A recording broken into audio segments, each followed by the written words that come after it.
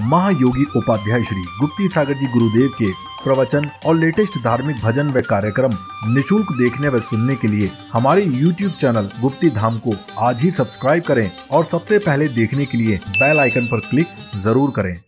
पुत्र वही है जो धर्म की शरण में चलता है, धर्मम चर, धर्म की राह पर चलता रहे।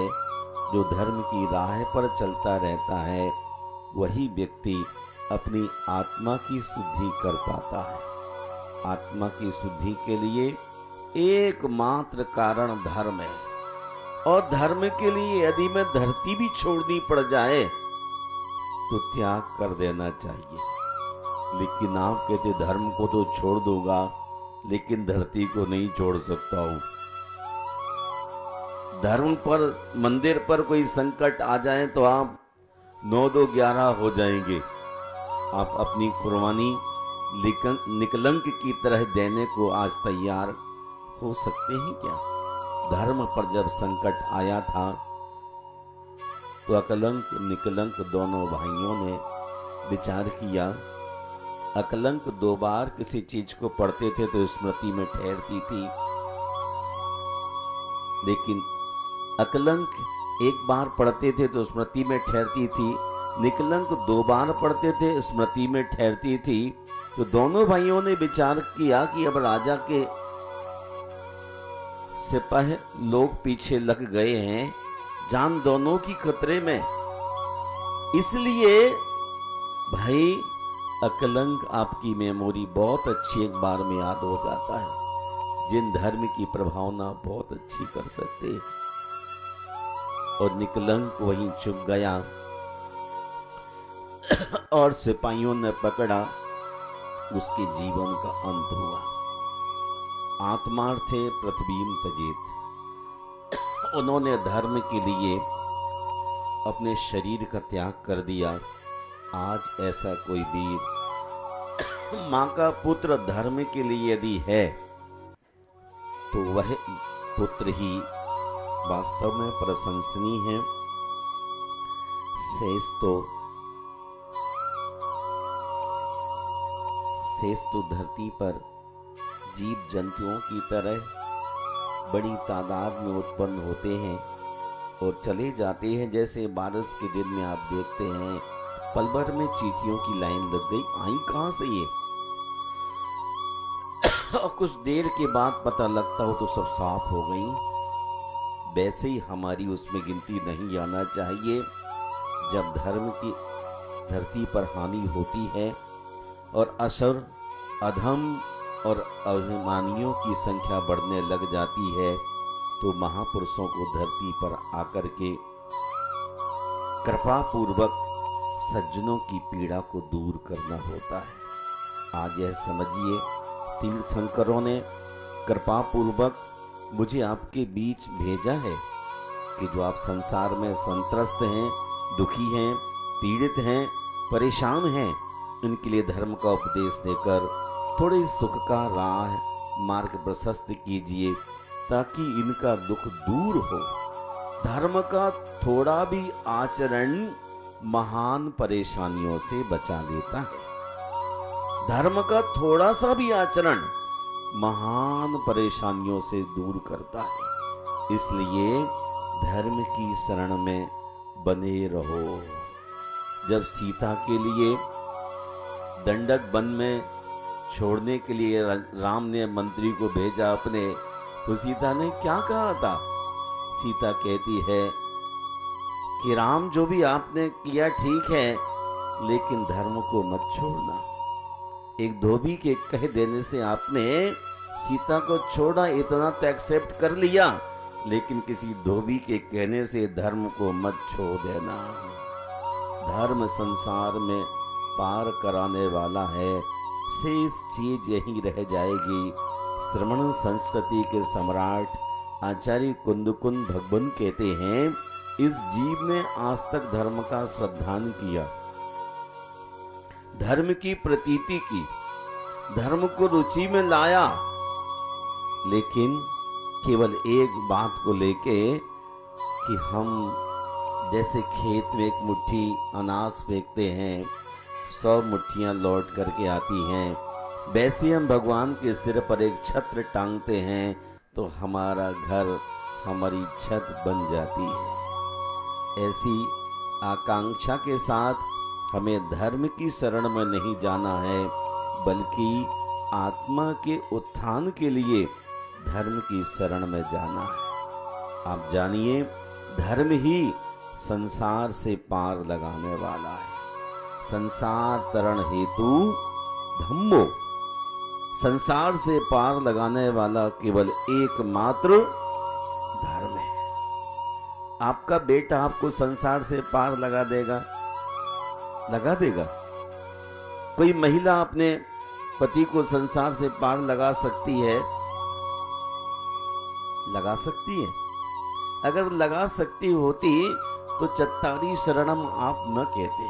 अरहंते शरणम, सिद्धे शरणम, साहू शरणम, धम्मम शरणम, ये बात कतई न कहते। इसका अर्थ है कि आपको मालूम है, लेकिन फिर भी गांधारी की तरह आंख पर पट्टी बांध के चलते हैं।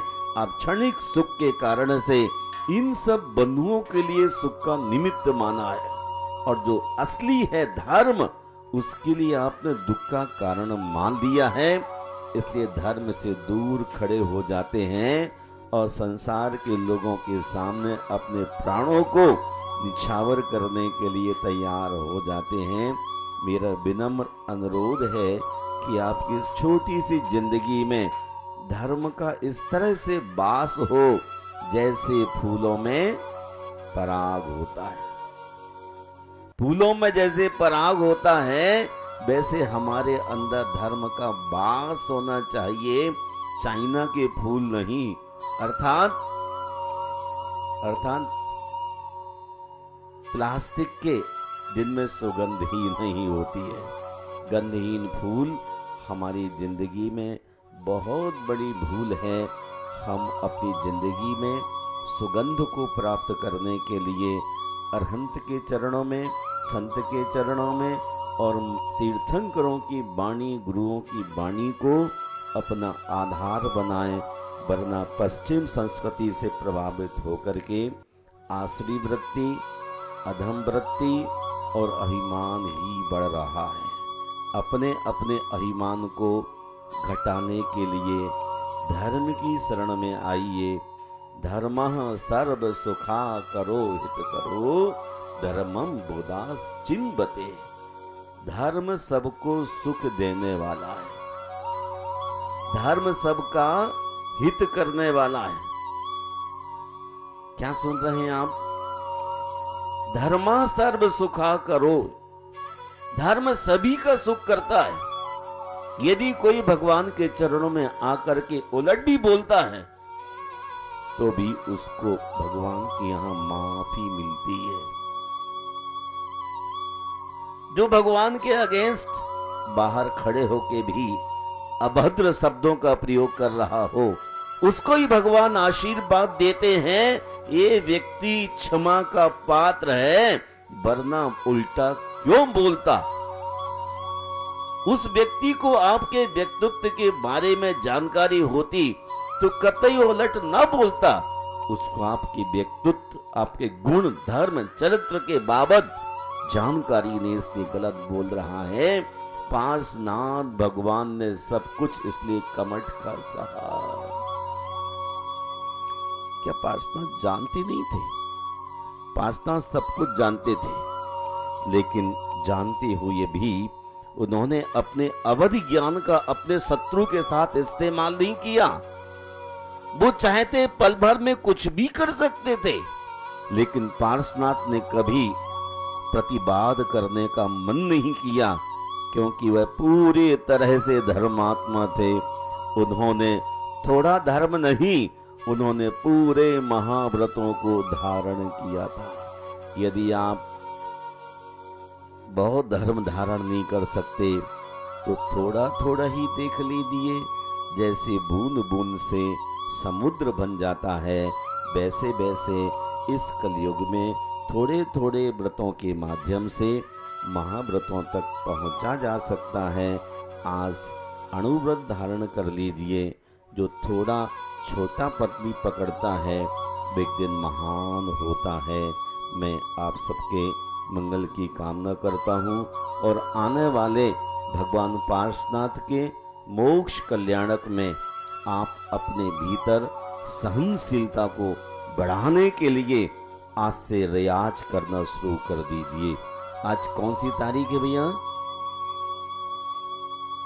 बस आने वाला वह दिन है 15 अगस्त, जब भगवान पार्श्वनाथ ने अपनी मुक्ति को साधा। वो क्षण, वो पल हमारे सामने आने वाला है। हम अपने साहस को, हौसले को बुलंद करें और हर स्थिति में जूझने की ताकत बढ़ाएं। आत्मा के अर्थ पृथ्वी का त्याग किया जा सकता है। धर्म के लिए हम सब कुछ छोड़ करके अपनी कुर्बानी निकलंक की तरह दे करके जीवन को सफल बनाएं। घर घर चर्चा रहे धर्म की, दुष्कृत दुष्कर हो जावे। जय बोलिए संत श्रोमणी आचार्य गुरुवर श्री विद्यासागर